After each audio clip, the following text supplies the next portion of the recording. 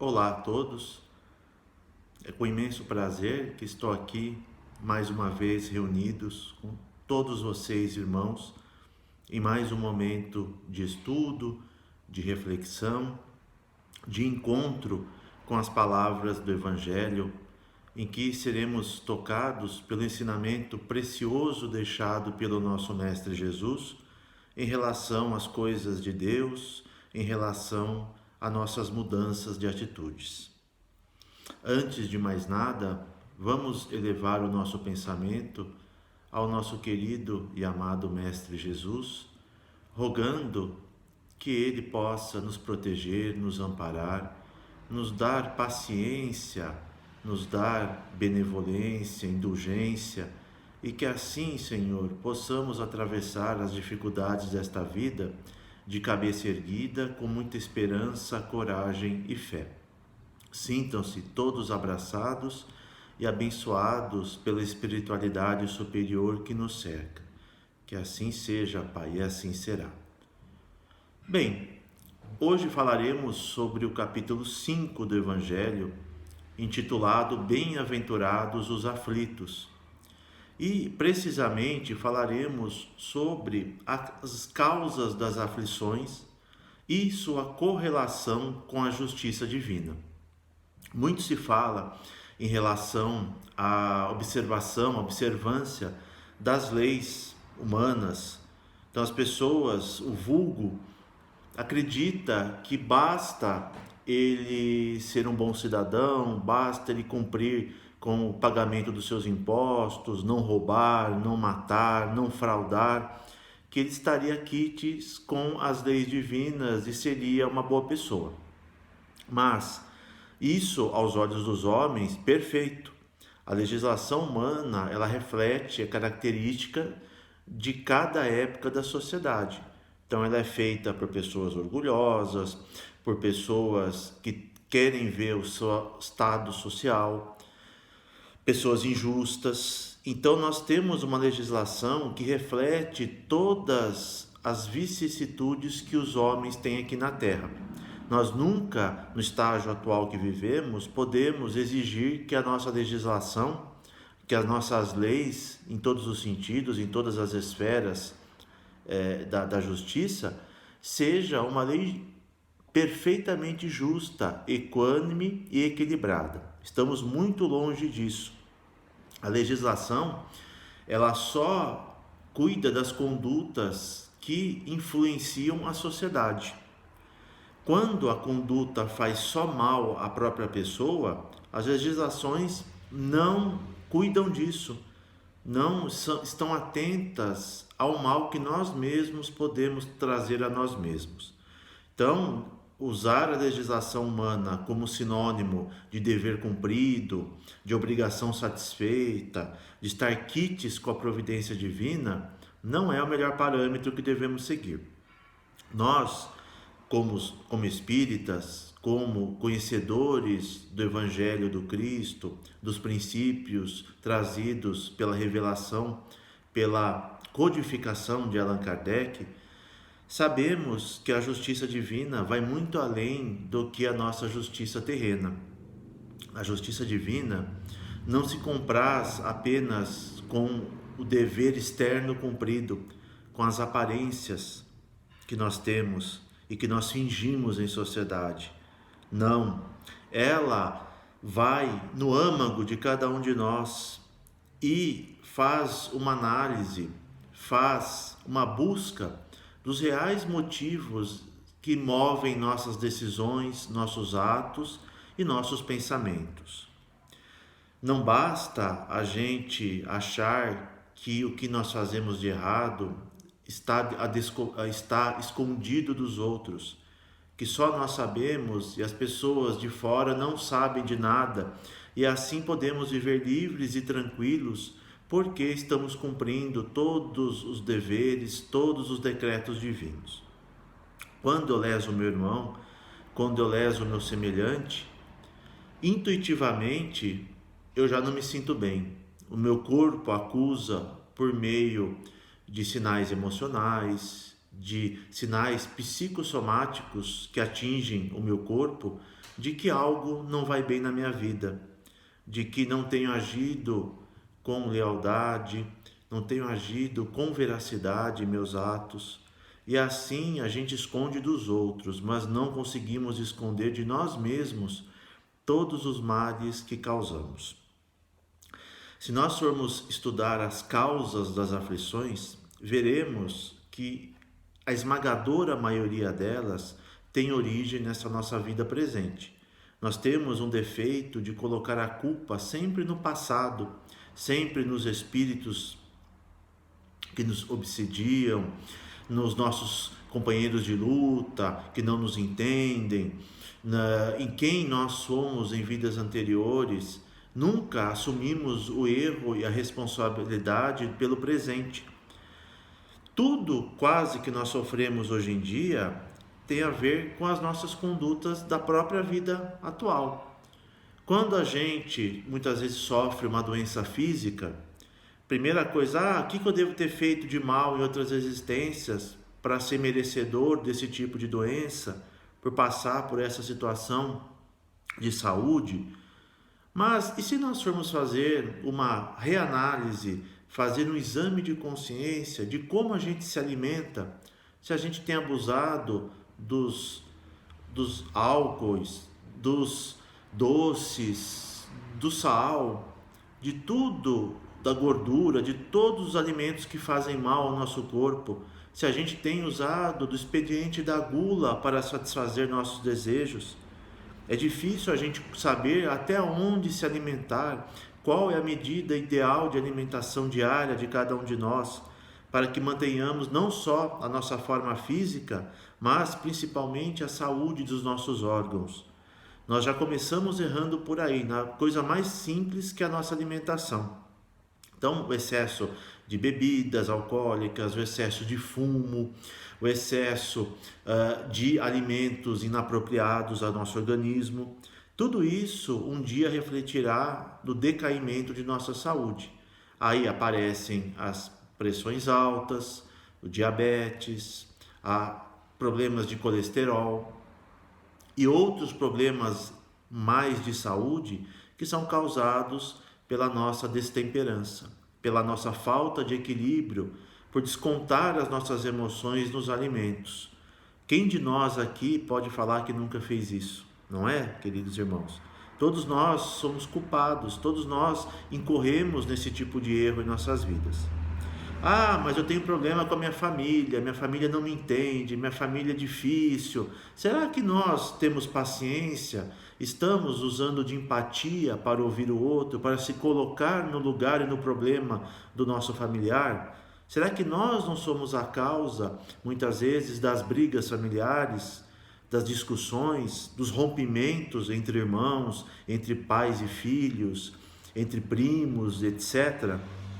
Sim, nosso orgulho, nossa falta de paciência, nossa tendência a ser melhores que os outros, a querer impor a nosso ponto de vista e a nossa opinião sobre a vontade alheia, tudo isso geram atritos e problemas que se refletirão na organização e na convivência familiares. Mas na minha empresa também tenho problemas, no meu trabalho, colegas de trabalho difíceis, fui arrumar um sócio que, pelo amor de Deus, é o pior inimigo impossível. Mas será que eu sou um bom colega de trabalho? Será que eu cumpro o meu dever corretamente? Respeito a opinião desse outro colega, do meu sócio? Dou espaço a que ele coloque os seus anseios para fora, que coloque a sua opinião, coloque a sua determinação? Sei delegar as atividades? Todos nós, num exame de consciência, podemos encontrar aí vários erros que nós cometemos no campo profissional e que causam problemas de relacionamento também. Mesma coisa os casamentos, as uniões. Tive azar, não tenho dedo podre, só arrumo pessoas ruins para conviver comigo, para dividir a vida conjugal. Mas será que eu sou aquele cônjuge que tem paciência de ouvir, que tem o entendimento de buscar no outro o que o outro necessita, de tentar aplacar a dor do outro, de resolver os problemas numa boa, sem impor as minhas opiniões, sem impor o meu ponto de vista perante a vida, muitas das uniões não dão certo. Por quê? Porque foram formadas por interesses, né? Sejam interesses de beleza física, seja interesses financeiros, materiais. No início até você suporta, você atura isso, mas vai chegar um momento em que a verdade vai falar mais alto, em que aquela situação falsa, forçada, não vai mais se sustentar. E aí teremos as brigas, os divórcios, as separações. Então, meus amigos, nós vemos que grande parte de tudo que a gente sofre aqui neste mundo, nós somos os próprios artífices desses problemas.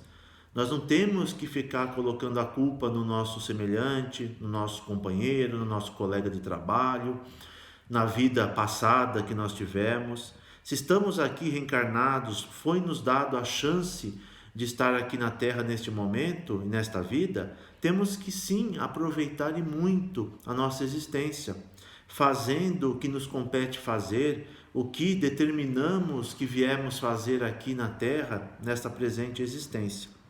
Chega de desculpas, chega de empurrar com a barriga, que todos nós gostamos muito de transferir a culpa para os espíritos.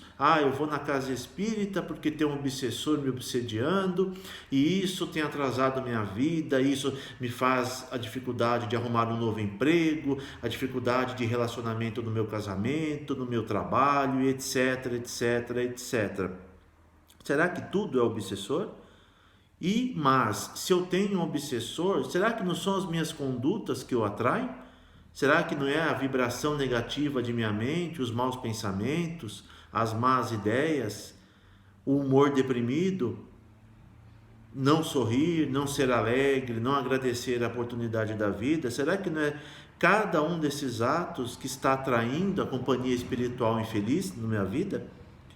Vocês já pararam para pensar sobre isso?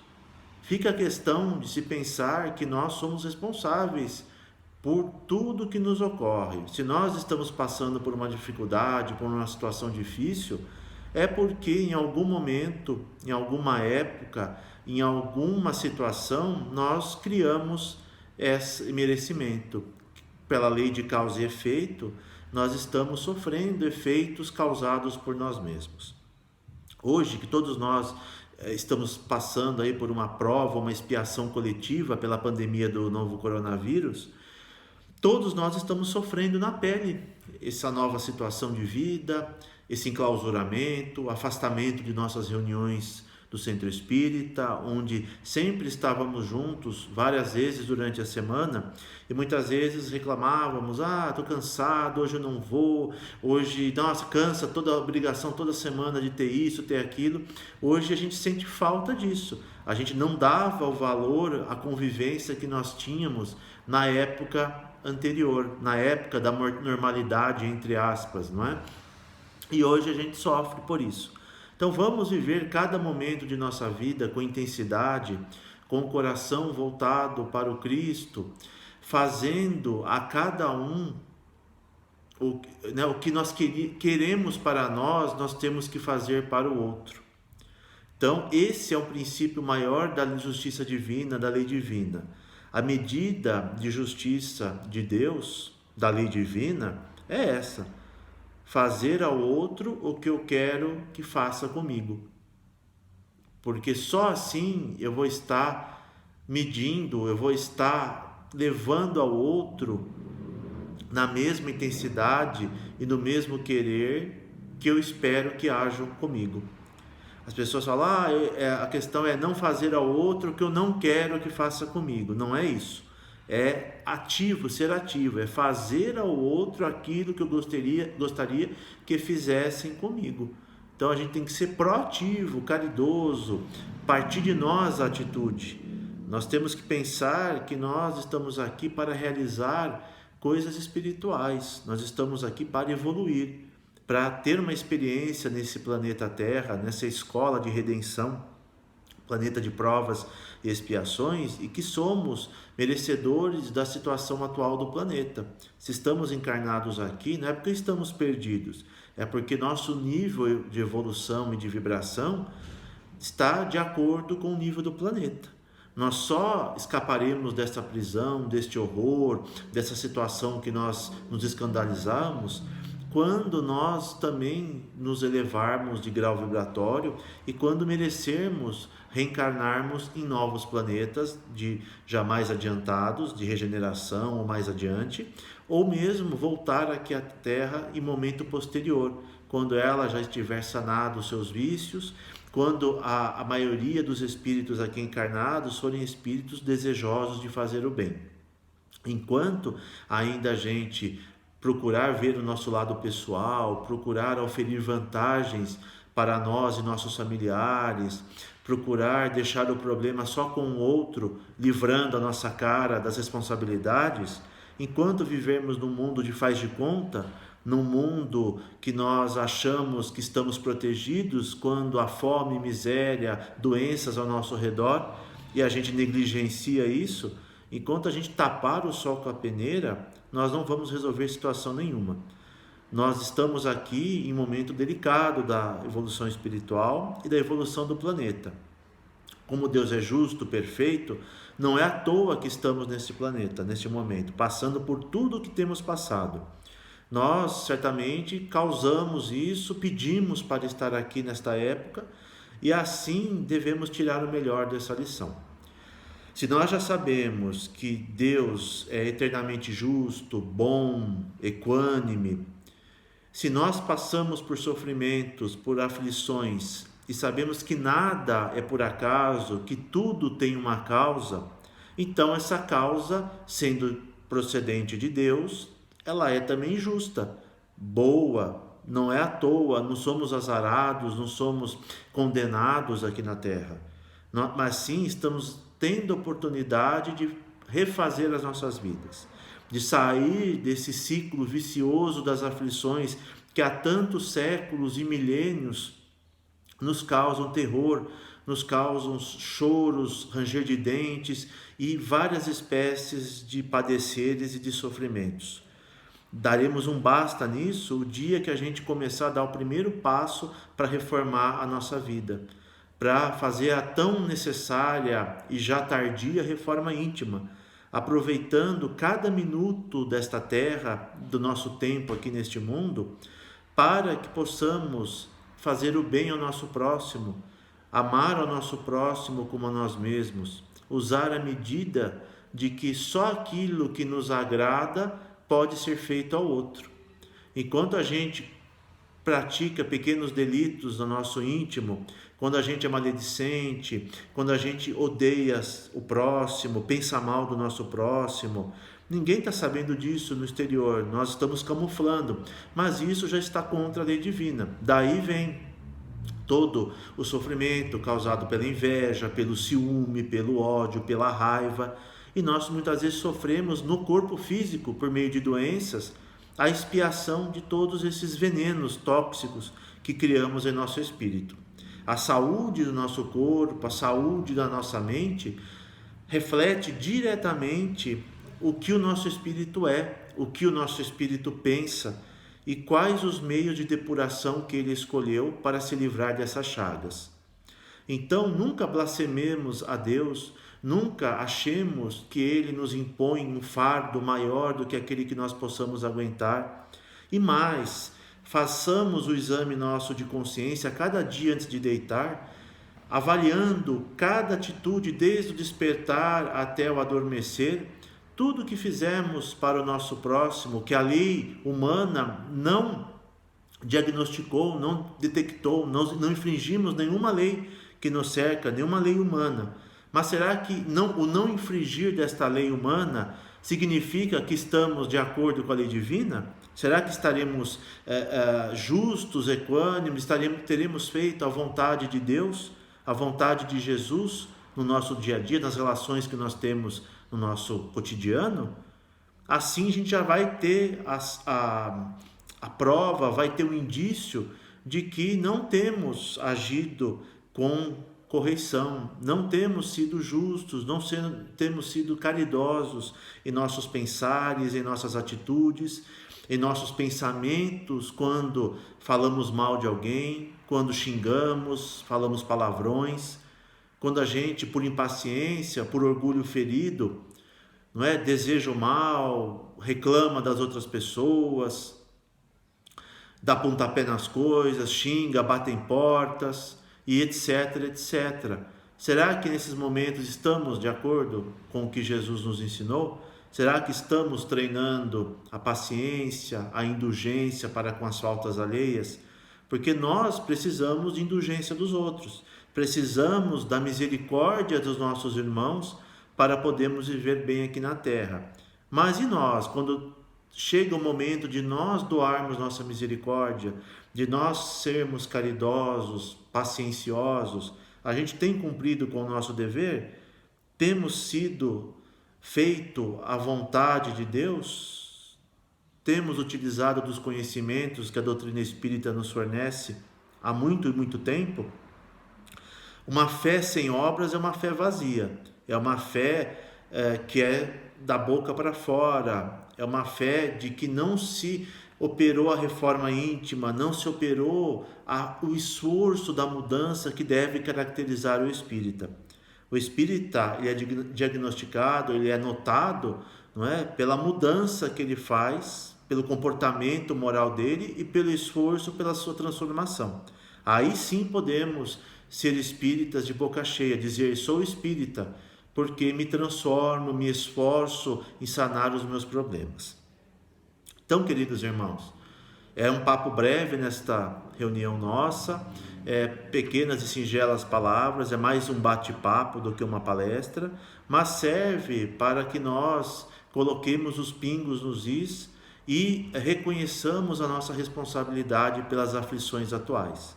Não culpar a injustiça de Deus, não culpar o outro pelos nossos fracassos, pelos nossos erros, mas sim sabendo que se Jesus foi um enviado de Deus, que nos ensinou o caminho, a verdade e a vida para chegar até o Pai, e sendo o Pai o Criador das leis divinas, e essas leis são perfeitas e justas, então, para sermos felizes e para deixarmos de sofrer as aflições, nada melhor do que sermos também a caridade em pessoa, a justiça em pessoa, a boa vontade em pessoa, fazermos a vontade do nosso Mestre.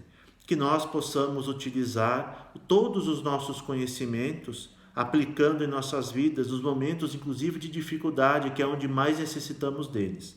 Deixemos de reclamar, deixemos de maldizer o nosso próximo, lembremos de orar sempre, de nos conectarmos com a espiritualidade superior, aos nossos espíritos protetores, para que tenhamos a força, a fé e a determinação necessárias, porque um dia venceremos, um dia seremos justos, bons e aí sim felizes, porque estaremos de acordo com a justiça divina. Que Jesus ampare o coração de todos, tenha um ótimo descanso, uma ótima reflexão e que o Pai abençoe a cada um de vocês e de nós. Obrigado, que assim seja, Senhor, que o Senhor nos abençoe hoje e sempre.